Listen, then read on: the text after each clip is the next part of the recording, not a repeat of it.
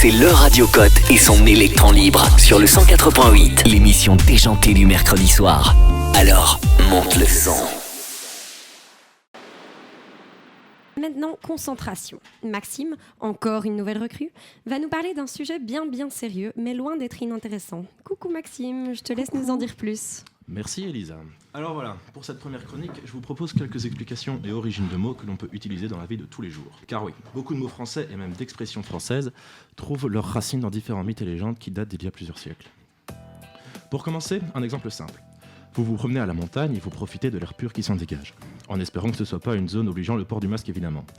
Vous admirez les magnifiques paysages qui s'étalent devant vous.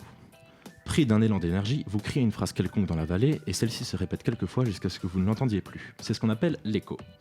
Eh bien, le mot écho trouve son origine dans la mythologie grecque. À la base, Écho était une nymphe des montagnes, un genre d'esprit de la nature, qui commis l'erreur d'aider Zeus, le roi des dieux, à tromper sa jalouse de femme Héra. Pour la punir, Héra la condamna à répéter les derniers mots des phrases prononcées par ceux qui l'entourent, et ce pour l'éternité. Héra, t'as pas envie d'énerver. Ce qui nous mène à un deuxième mot, l'adjectif narcissique ou la fleur narcisse.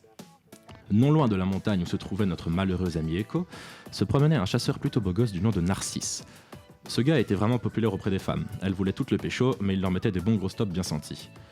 Une de ces femmes était d'ailleurs Écho, qui ne pouvant lui avouer son amour par la malédiction d'Héra, mourut de chagrin. Une autre de ces femmes, rageuse, en appela la déesse de la vengeance, Némésis, qui lança une malédiction sur le jeune chasseur. Alors que celui-ci s'abreuvait à un lac, il vit son reflet et en tomba éperdument amoureux, tellement amoureux qu'il ne pouvait en détacher les yeux une seule seconde, et mourut de faim. Tu pars d'une mort nulle. Sur l'endroit de sa mort poussèrent plus tard des fleurs qu'on en appellera Narcisses. Maintenant, imaginez. Vous venez de vous remettre d'une petite angine. Bien heureux, vous décidez d'aller boire un verre avec 2 ou 3 potes, maximum évidemment, et là bim, vous chopez le Covid. Déjà le pote positif n'est pas sympa d'être venu, et ensuite, vous pouvez vous dire que vous tombez de Charybde dans Scylla, ce qui veut dire sortir d'un problème pour tomber dans un autre. A l'origine, Charybde et Scylla étaient 2 monstres marins, toujours de la mythologie grecque, qui faisaient office de porte menant vers une nouvelle partie de l'océan, passage obligatoire pour qui voulait s'y aventurer. Si vous décidiez de passer devant Scylla, vous auriez dû affronter ses multiples têtes pouvant vous engloutir. Si vous décidiez de passer par Charybde, c'était ici un tourbillon au courant très fort qu'il fallait traverser. Ces 2 monstres sont repris dans l'Odyssée d'Ulysse et font aujourd'hui office d'expression. La suivante devrait vous dire quelque chose. Je suppose que la plupart d'entre vous connaissent le chant des Wallons. Et si ce n'est pas le cas, je vous invite à aller l'apprendre tout de suite après notre émission, bande de chenapans. Dans ce magnifique chant existe un refrain. Et dans les 2 dernières lignes de ce refrain, il est dit « disciple de Bacchus et du roi Gambrinus ». Certains ne le savent peut-être pas, mais Bacchus est le dieu romain du vin et de la fête, version copyright de Dionysos dans la mythologie grecque. Également dieu de l'ivresse et de la bonne gueule de bois qui va avec, celui-ci occupe ses journées à faire la fête de ville en ville, passant son temps à boire, récupérer de la veille un court moment, puis reboire, etc., etc. Il est donc tout à fait sensé de le mettre dans notre chant des Wallons national, surtout pour nous qui sommes louvanistes. Allez, une dernière pour la route.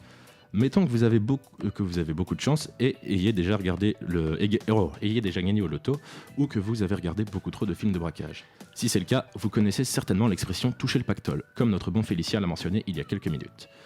Vous l'avez sans doute deviné, cette expression vient une fois de plus de la mythologie grecque. Un roi d'Asie mineure, en gros c'est la Turquie et ce qui l'entoure, nommé Midas, a un jour rendu service à notre dieu de la ganaille préféré, Dionysos. Midas, assez michto, voulait pouvoir transformer tout ce qu'il touchait en or. Très bien, dit alors Dionysos, je te prends au mot. Il fit son abracadabra divin puis disparut.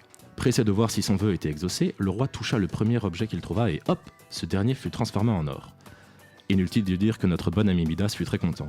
Voyant son fils arriver, il lui donna le meilleur câlin de sa vie, et le prince devint la statue d'or la plus réaliste au monde. Se rendant compte de l'horreur de la situation, il chercha à noyer son chagrin dans l'alcool, mais bon, vous avez compris le principe maintenant. Suppliant Dionysos de le libérer de ce sortilège, ce dernier lui dit d'aller se laver les mains au fleuve d'à côté. Et tandis que Midas respectait les gestes barrières avant l'heure, des milliers de paillettes d'or s'écoulèrent de ses mains dans le fleuve, qui est nommé encore aujourd'hui le fleuve Pactole. Donc voilà, le plus important ici est de retenir que derrière chaque mot peut se cacher une histoire complète et parfois complètement farfelue. Ce sera marrant de savoir pourquoi on dit qu'on est en gueule de bois ou pourquoi on dit qu'il y a un calme olympien quand votre prof vous pose une question, non ? Mais si, mais c'est super intéressant. Franchement, c'était vraiment chouette. Et à part Narcisse, moi perso, je connaissais pas les autres histoires.